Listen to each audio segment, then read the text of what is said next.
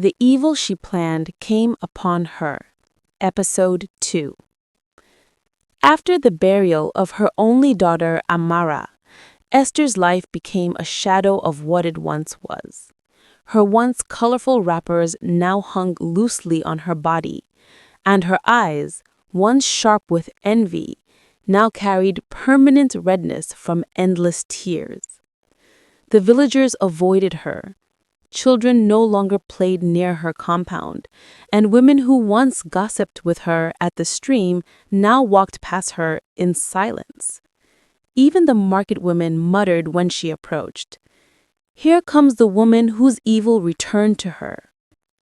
At night, Esther could not sleep. She would hear Amara's cries echoing in her ears.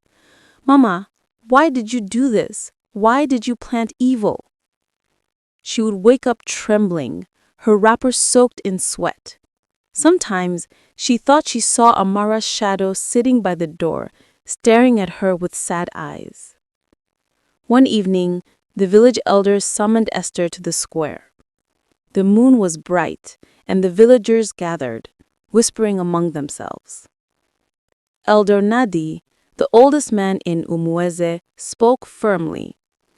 "Esther, your evil has already judged you, but for peace in this land, you must cleanse yourself and confess openly so that others will learn." With tears streaming down her face, Esther stood before everyone. "I was blinded by envy. I went to the shrine of Okija. I buried a charm at the Eze family's compound. I wanted their joy to turn into sorrow. But my daughter carried the curse instead. Now I live with the pain of burying my only child." The villagers shook their heads. Some spat on the ground in disgust, while others sighed in pity. The women murmured, "Envy is a dangerous poison. See how it has destroyed her." The Eze family stood quietly among the crowd. Mrs. Eze, though still hurt, approached Esther and said, softly, "I forgive you. But forgiveness does not erase consequence. May you carry this lesson till your last breath." From that night, Esther became like an outcast. She no longer adorned herself with bright clothes or jewelry. She stopped going to the market. She spent her days sitting under the mango tree in her compound, talking to herself, sometimes laughing, sometimes crying. Her farmland lay abandoned, and weeds swallowed her compound.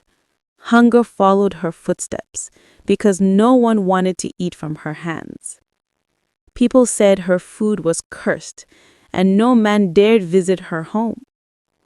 Seasons passed. The once proud and sharp-tongued Esther had withered into a frail old woman. Her hair turned gray before its time, and her body shook as she walked.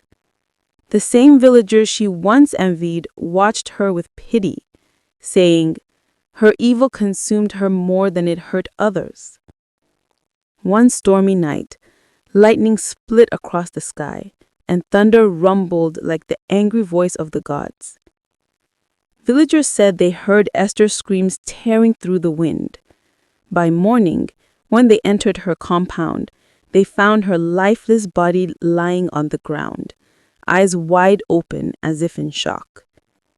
Beside her lay a torn black cloth, the same one tied around her waist the day she made her covenant with the shrine priests. No one dared touch it. The elders ordered her to be buried outside the village boundary, a warning to anyone who would think of treading the same path. Years later, mothers in Umueze would point to the overgrown bush where Esther was buried and warn their children, "Never plant evil against another, because the ground you dig for someone else may end up swallowing you." And so, Esther's name became a proverb in Umueze. The evil that Esther planned for others became her own inheritance. Thank you for watching. Please like, comment, share, and follow me for more stories on The Evil She Planned Came Upon Her, Bye for now.